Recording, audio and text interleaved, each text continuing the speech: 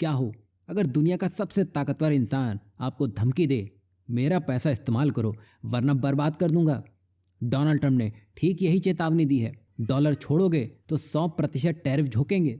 सब डरे हुए हैं, लेकिन भारत ने एक अलग ही चाल चली है। जहां रूस और चीन अमेरिका से सीधे टक्कर लेते हुए दिखाई दे रहे हैं, भारत एक समझदार चाणक्य की तरह अपना कदम आगे बढ़ा रहा है। भारत ने ट्रंप से लड़ने के बजाय एक बीच का रास्ता चुना, जहां आरबीआई गवर्नर ने दुनिया के सामने कहा, हम डॉलर को हराना नहीं चाहते, बस अपने व्यापार को सुरक्षित करना चाहते हैं। लेकिन पर्दे के पीछे कहानी बिल्कुल अलग है।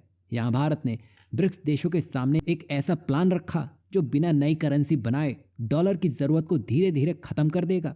जहां भारत का आइडिया सीधे लेकिन गेम चेंजर है, जैसे ब्रिक्स देशों की अपनी अपनी डिजिटल करेंसी को आपस में जोड़ना। मतलब अगर भारत रूस से तेल खरीदे या ब्राजील को दवाइयां बेचे तो ई रूपी सीधे उनके डिजिटल सिस्टम से बातचीत करेगा। बीच में ना डॉलर, ना अमेरिकी बैंक, ना कोई बाहरी रोक दिखाई देगी। और यहाँ खास बात तो यह है कि यहाँ कोई नई ब्रिक्स करेंसी की बात नहीं की जा रही है, बस यहाँ अपनी ही करेंसी की बात हो रही है, वो भी डिजिटल तरीके से, शांत, स्मार्ट और असरदार। अगर इसको आसानी से समझा जाए तो भारत अगर ब्राजील या रूस से व्यापार करता है तो भुगतान पहले डॉलर में बदलता है।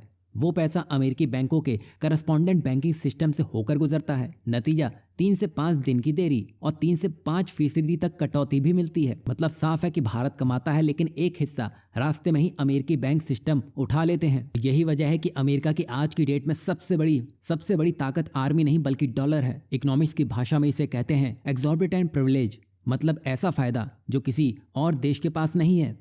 दुनिया अपनी बचत डॉलर में रखती है। नतीजा यह है कि अमेरिका बेहद सस्ते ब्याज पर पूरी दुनिया से कर्ज लेता है। वो अपनी करेंसी छापता है और उसके बदले तेल, इलेक्ट्रॉनिक्स और सेवाएं खरीद लेता है। कागज उसके पास है, असल सामान दुनिया से लेता है। आप सभी स्विफ्ट नेटवर्क को जानते होंगे। अमेरिका अगर इसे रोक दे तो सामने वाला देश लेन देन नहीं कर पाएगा। दुनिया के करीब 60% इंटरनेशनल ट्रांजैक्शन डॉलर में ही होते हैं और अमेरिकी बैंकों से गुजरते हैं, और हर सौदे पर अमेरिका कमाई करता है। अब यहीं पर ई रूपी गेम बदल सकता है। आरबीआई का प्रस्ताव है कि ब्रिक्स सीबीडीसी यानी central bank digital currency bridge इस पूरे मॉडल को बाईपास कर सकता है। ये धीरे जरूर है, लेकिन एक सीधी चोट देगा, और ऐसा करके भारत स्विफ्ट नेटवर्क को आसानी से बाईपास कर सकता है। भारत ने दुनिया को यहाँ दिखा दिया है कि महाशक्ति से लड़ने के लिए शोर मचाने की नहीं, बल्कि सही तकनीक और कूटनीति की जरूरत होती है। आज की सीख यही है कि जब हाथी आपस में लड़ रहे हों तो समझदार वो है जो लड़ने के बजाय अपना अलग और सुरक्षित रास्ता बना ले। भारत अब डॉलर से दूरी नहीं बना रहा, बल्कि अपनी शर्त पर